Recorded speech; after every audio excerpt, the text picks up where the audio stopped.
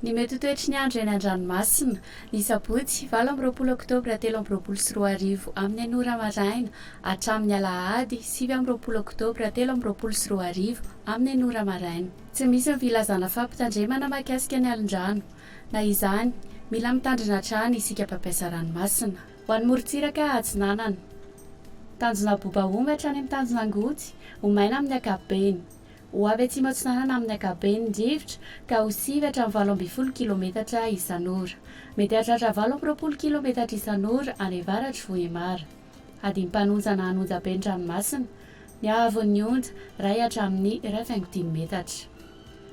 Tanjona angotsy hatrany Manoro, omaina amin'ny ankapobeny. Ho avy atsimo ny rivotra ka ho sivy hatramin'ny 20 kilometatra isan'ora. Ho avy avaratra atsinanana kosa izany manomboka ny Takariva ka ho sivy hatramin'ny 20 kilometatra isan'ora. Adiny mpanonjana hanonja be ny ranomasina, hahavon'ny onja latsaky ny 1.3 metatra. Manoratra ny Tolagnaro, anorana tandrifin-drahona vitsy indraindray any atsimo farafangana. Ho avy atsinanana ny rivotra ka ho sivy hatramin'ny 20 kilometatra isan'ora. Ho avy avaratra kosa izany manomboka ny Tolakandro ka ho 20 hatramin'ny 17 kilometatra isan'ora.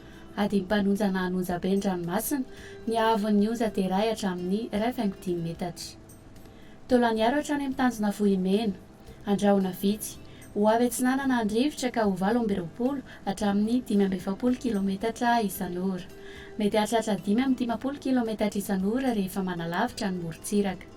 Hanonja be na herin'ny ranomasina, ny hahavon'ny onja dia 2 metatra ary mety hahatratra 2.5 metatra indraindray. Ho an'ny morontsiraka andrefana, tanjona Vohimena hatrany amin'ny tanjona Kabo, ibalika ny masoandro. Ho avy atsinanana ny rivotra ka ho 20 hatramin'ny 20 kilometatra isan'ora.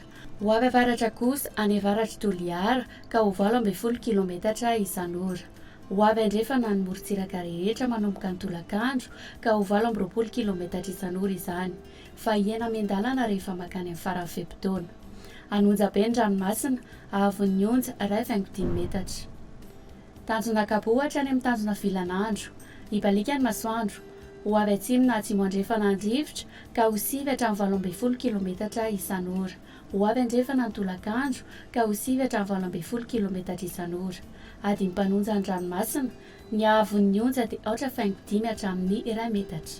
Tanjona Vilanandro hatrany Analalava, andrahona mitsitokotoko. Ho avy avaratra atsinanana ny rivotra ka ho sivy hatramin'ny 20 kilometatra isan'ora.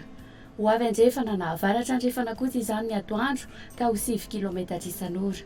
Ho tonona adiny mpanonja ny ranomasina, hahavon'ny onja latsaky ny 8.4 metatra. Analalava hatrany amin'ny tanjona Bobaomby, anorana ny tandrifin-drahona vitsy manakaiky ny Mosibe.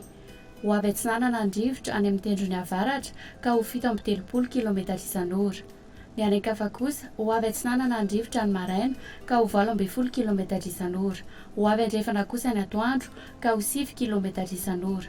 Ho tonona adiny mpanonja ny ranomasina, hahavon'ny onja latsaky ny 8.5 metatra.